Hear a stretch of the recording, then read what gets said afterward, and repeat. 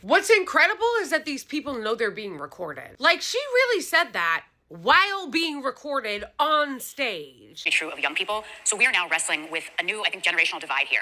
And I think that's particularly true in that social media is now our source of media. And this, it used to be that the media you got in America was American media, and it was pretty mainstream. It generally didn't express extreme anti-Israel views. So she's like, it used to be that you got your news from American mainstream media that didn't express all these anti-Israel views. And by anti-Israel, she means people just saying what they're doing to the Palestinians. Hey, wacky idea. Instead of trying to control everything the American people see, did you ever consider asking our special ally if they would just stop oppressing the Palestinians? Like, why do you guys think you have a right to keep the genocide that we're paying for from us? It used to be that the media was fully curated by the mainstream corporate news, and now people have social media, and that makes covering this kind of shit up harder, unless, of course, you can buy TikTok, let's say. Like, what she's lamenting is that the corporate media used to have more of a monopoly on propagandizing Americans, and now that we see the carnage in Gaza, and any breathing human with a conscience would be horrified by what we've seen, and she's like, the problem is that they saw it. So this increasingly post-literate media,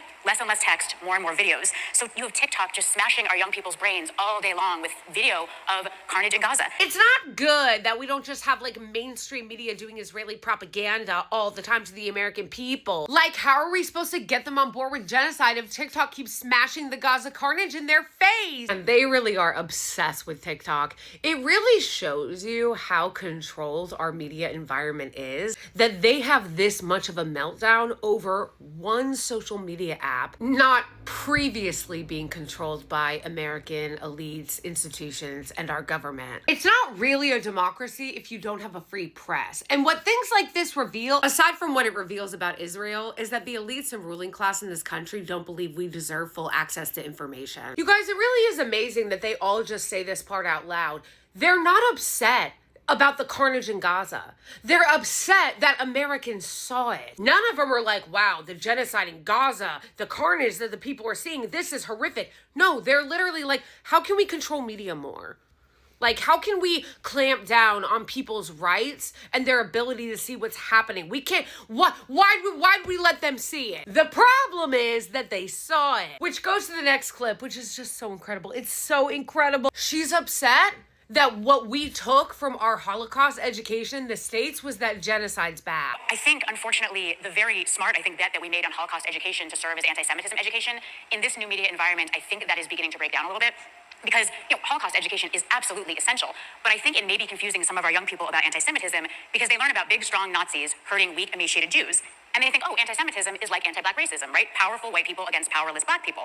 So when on TikTok all day long they see powerful Israelis hurting weak, skinny Palestinians, it's not surprising that they think, oh, I know, the lesson of the Holocaust is you fight Israel. You fight the big, powerful people hurting the weak people. Wow.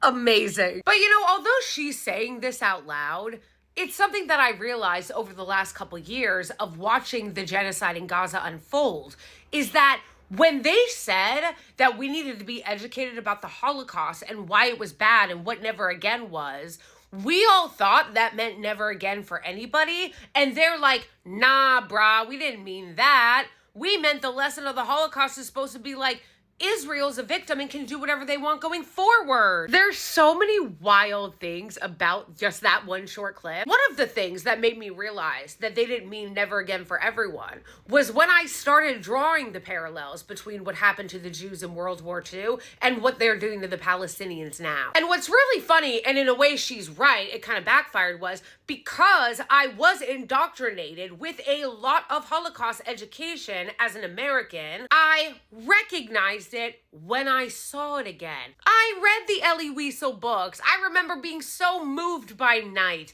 I read The Diary of Anne Frank. We had Holocaust Remembrance Week. I saw Schindler's List and The Pianist. It was because of that Holocaust education that I recognized what I was seeing happen in Gaza as another Holocaust. Now, you would think if somebody's goal was to educate never again to any group of people, that they would be happy to see those parallels drawn. But again, as she's saying here out loud, and as a lot of people have made clear over the last couple years, that's actually not what they meant. And it's clear that that's not actually what they meant, because then once I started learning about this, I learned that there had been other horrific genocides in the past that we don't teach here. Like, bitch, how come I never learned about King Leopold and what he did to Congo? That was a fucking genocide. How come we didn't learn about that in school? When I brought that up, people will really be like, well, that wasn't in America. Neither was the Holocaust. And yet our education system is focused on that rather than focusing on the indigenous Native American genocide or slavery. And somebody can correct me if I'm wrong, because I know my educational background is spotty to say the least.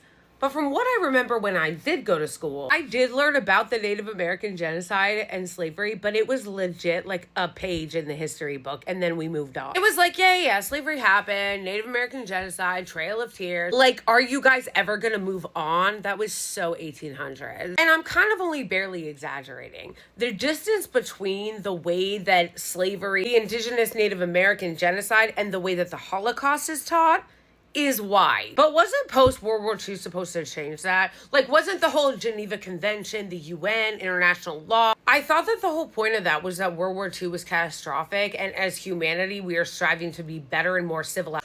Silly me for taking the lesson of Holocaust education that genociding all human beings is bad. If you wanted it to be never again with an asterisk, then you should have said that from jump. But make no mistake about what she's saying and what the message is here, okay? She's saying never again meant never again for my group. And I'm sorry that all those Americans saw the Holocaust in Gaza play out on their phones the last couple years. We really need to do better with ensuring that Americans don't have access to what is happening in the rest of the world. Understand that that is why they are working so hard to re-get control in a grasp on social media and major corporate media conglomerates right now. They don't want you to be an informed citizen. They want you to be a controlled citizen. And it's bipartisan. She worked for the Obama administration. This is something that has been going on for a very long time under both parties. It's just that TikTok wasn't owned by the US, and so they weren't being controlled in the same way that our other social media companies are. Those glory days are over though, folks.